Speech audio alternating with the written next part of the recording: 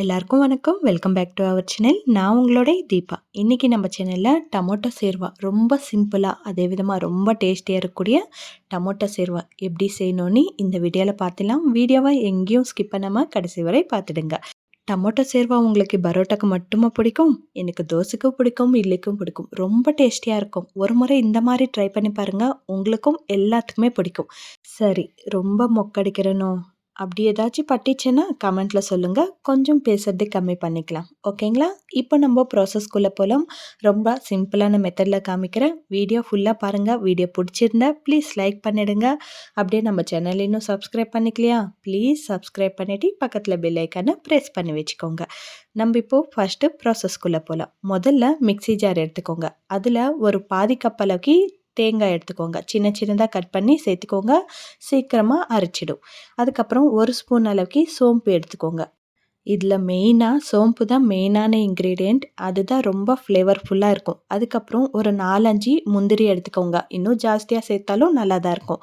உங்ககிட்ட கசகசா இருந்துச்சுன்னா அதுவும் ஒரு பாதி ஸ்பூன் அளவுக்கு சேர்த்துக்கோங்க. ஒரு 4 பச்சை மிளகா சேர்த்துக்கிட்டு மையாக அரைச்சிக்கோங்க. இந்த மாதிரி கிரைண்ட் பண்ண பிறகு இது கொஞ்ச நேரம் பக்கத்தில் வச்சுக்கோங்க. நம்ம இப்போ ஸ்டவ் மேலே போகலாம். இது கொஞ்ச நேரம் பக்கத்தில் வச்சுடுங்க. ஸ்டவ் மேலே கடாயை வச்சுக்கிட்டு ஒரு 4 ஸ்பூன் அளவுக்கு எண்ணெய் சேர்த்துக்கோங்க. எண்ணெய் கொஞ்சம் ஜாஸ்தியாக இருந்தால் தான் ஃப்ளேவர் நல்லாயிருக்கும். ஸோ கொஞ்சம் எண்ணெய் ஜாஸ்தியாகவே சேர்த்துக்கோங்க. அதுக்கப்புறம் பட்டை, லவங்கம், அனாசப்பூ, ஜாபத்ரி, கொஞ்சமாக ஜீரகம் சேர்த்துக்கோங்க. இது எதுவுமே இல்லைன்னா உங்கள் வீட்டில் எந்த மசாலா இருக்கோ அது கூட சேர்த்துக்கோங்க. அதுக்கப்புறம் 2 ஆனியன்ஸ் கட் பண்ணது சேர்த்துக்கோங்க. ஆனியன்ஸ் 2 எடுத்துக்கோங்க. டொமேட்டோ 3 எடுத்துக்கோங்க. போதுமாக இருக்கும்.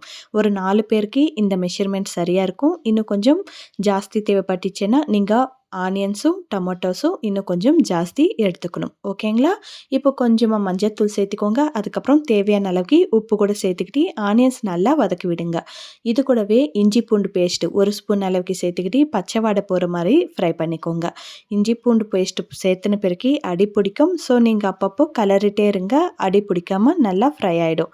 பச்சை வாடை எல்லாம் போன பிறகு டொமேட்டோ சேர்த்திக்கோங்க. நான் சொன்னேன் இல்லைங்களா 3 டொமேட்டோ சேர்த்துக்கணுன்ட்டு. இது டொமேட்டோ கிரேவினால் டொமேட்டோ குருமானால டொமேட்டோ கொஞ்சம் ஜாஸ்தியாக இருந்தால் தான் நல்லாயிருக்கும் இல்லைங்களா? அதனால 3 டொமேட்டோ கட் பண்ணி சேர்த்திக்கோங்க. டொமேட்டோ கூட நல்லா சாஃப்டாக ஸ்மேஷ் ஆகிற மாதிரி ஃப்ரை பண்ணிக்கணும்.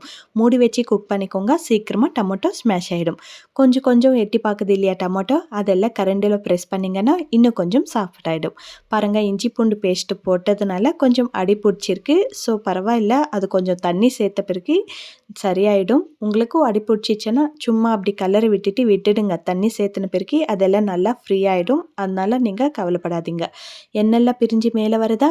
இப்போ ஒரு ஸ்பூன் அளவுக்கு தனியாத்தூள், மல்லித்தூள், பாதி ஸ்பூன் அளவுக்கு குழம்பு மிளகாத்தூள் சேர்த்துக்கோங்க. அதுக்கப்புறம் காஷ்மீரி சில்லி பாதி ஸ்பூன் அளவுக்கு சேர்த்துக்கோங்க. கலரும் நல்லாயிருக்கும், ஃப்ளேவரும் நல்லாயிருக்கும் 2 மிளகாத்தூள் சேர்க்கறதுனால. இப்போ பாதி ஸ்பூன் அளவுக்கு கரம் மசாலா சேர்த்துக்கோங்க. கரம் மசாலா இல்லைன்னா சிக்கன் மசாலா கூட ஓகே, ஃப்ளேவர் நல்லா தான் இருக்கும். எல்லா மசாலா சேர்த்துட்டோம் இல்லையா? இப்போ இதெல்லாம் நல்லா கலரி விட்டுட்டு எண்ணெய் பிரிஞ்சு மேலே வர வரைக்கும் ஃப்ரை பண்ணிக்கோங்க. பச்சை வாடை ஃபுல்லாக போகணும். அதே விதமாக ஃப்ளேவர்ஃபுல்லாக இருக்கணும். இந்த மாதிரி நல்லா எண்ணெய் பிரிஞ்சு மேலே வர வரைக்கும் ஃப்ரை பண்ணிவிட்டு அதுக்கப்புறமா தண்ணி சேர்த்திக்கோங்க. தண்ணி கொஞ்சம் தாராளமாக சேர்த்திக்கோங்க. ஏன்னா குருமா கொஞ்சம் தாராளமாக ஊற்றி சாப்பிடணும் இல்லையா? கெட்டியாக இருந்தால் நல்லா இருக்காது. கொஞ்சம் தண்ணியாக இருந்தால் தான் நல்லாயிருக்கும். ஸோ நீங்கள் 1.5 கிளாஸ் அளவுக்கு தண்ணி சேர்த்திக்கினா கரெக்டாக இருக்கும். இன்னும் கொஞ்சம் ஜாஸ்தியாக கூட சேர்த்திக்கலாம். நானும் 1.5 கிளாஸ் அளவுக்கு தண்ணி சேர்த்திருக்கிறேன். இது கொஞ்சம் நேரம் மூடி வச்சு குக் பண்ணிக்கோங்க. நம்ம மசாலையெல்லாம் போட்டோம் இல்லை, அது கொஞ்சம் நல்லா பச்சை வாடை போட்டும். அதுக்காக ஒரு 2 நிமிஷம் இந்த மாதிரி கொதிக்க வச்சுக்கோங்க. அதுக்கப்புறம் நம்ம முன்னாடியே கிரைண்ட் பண்ணி வச்சுருக்கிறோம் இல்லையா பக்கத்தில், அது சேர்த்துக்கோங்க.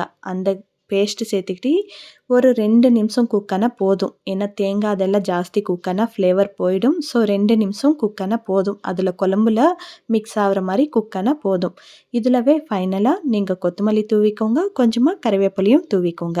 தேங்காய் பேஸ்ட்டு சேர்த்துன பிறகு ரொம்ப ஜாஸ்தியாக குக் பண்ணாதீங்க. ஒரு 2 நிமிஷம் இல்லைன்னா 3 நிமிஷம். அதுக்கப்புறம் ஜாஸ்தி குக் பண்ணாதீங்க. ரொம்ப ஃப்ளேவர் போயிடும்.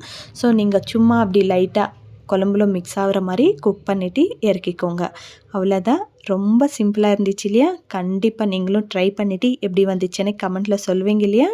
கண்டிப்பாக உங்களுக்கே தோணும், இவ்வளோ நல்லா வந்திருக்கு இல்லையா, ஒரு கமெண்ட் பண்ணிடலாமே என்ற மாதிரி உங்களுக்கே தோணும். கண்டிப்பாக ட்ரை பண்ணிவிட்டு கமெண்ட் பண்ணிவிடுங்க. அப்படியே இந்த வீடியோ பிடிச்சிருந்தா என்ன பண்ணணும்? ஆமாங்க. லைக் பண்ணணும், சப்ஸ்கிரைப் பண்ணணும். அப்படியே பக்கத்தில பெல் ஐக்கான ப்ரெஸ் பண்ணி வச்சுக்கணும். முடிஞ்ச அளவுக்கு ஷேர் பண்ண கூட ட்ரை பண்ணுங்க. ரொம்ப சிம்பிளா, அட்டகாசமான டொமேட்டோ கிரேவி, குருமா, சேர்வா என்ன பேர் இருக்கோ அதெல்லாம் வச்சுக்கோங்க. இது பரோட்டாக்கு மட்டும் சாப்பிட்டு பார்க்காதீங்க. தோசை, இட்லிக்கு சாப்பிட்டு பாருங்க. இன்னும் சூப்பரா இருக்கும். இட்லி விட தோசைக்கு சாப்பிட்டா இன்னும் சூப்பரா இருக்கும். கண்டிப்பா ட்ரை பண்ணிடுங்க. உங்களுக்கு நீட்டா காமிக்கணுன்றதுக்காக இவ்ளோ டீசென்ட்டா காமிச்சுன்னு இருக்கிறேன். இல்லன்னா டமோட்டா குருமா எடுத்து சைடில் வச்சுட்டு, பரோட்டாவை சென்டரா எடுத்து வச்சுட்டு, நல்லா பிச்சு போட்டுடணும் பரோட்டா. இங்கே நான் பிச்சு போடல, சும்மா தட்டி விட்டேன் அவ்வளோதான். நம்ம ரெடி பண்ணி வச்சிருக்கிற டமோட்டா சேர்வா அது மேலே நல்லா ஊற்றிட்டு, நல்லா ஊறின பிறகு பிச்சு சாப்பிட்டா இருக்கும் பாருங்க டேஸ்ட்டு. அட்டகாசமாக இருக்கும். நான் ஓவரா சீன் போடுறேன்னு நீங்கள் நினைக்கலாம். பட் நிஜமாவே அவ்வளோ டேஸ்டியாக இருக்கும். கண்டிப்பாக நீங்கள் இதே மாதிரி ட்ரை பண்ணி பாருங்க. அதுக்கப்புறமாவே கமெண்ட்ல சொல்லுங்க. சரி, சரி. இதோட ஸ்டாப் பண்ணிக்கிறேன். ரொம்ப பேசிட்டேன்னு நெனைக்கிறேன். ஆனா, அந்த அளவுக்கு இது டேஸ்டியா இருக்கும் இல்லையா? நான் பேசுனதுல தப்பே இல்லன்னு எனக்கு தோணும். சரி, ஓகே. இந்த வீடியோ புடிச்சிருந்தா என்ன பண்ணணுமோ உங்களுக்கே நல்லா தெரியும். பண்ணிடுங்க. லைக் பண்ணிடுங்க, சப்ஸ்கிரைப் பண்ணிடுங்க, பக்கத்துல பெல் ஐக்கான பிரஸ் பண்ணிடுங்க, ஷேர் பண்ணிடுங்க. பாய், பாய்.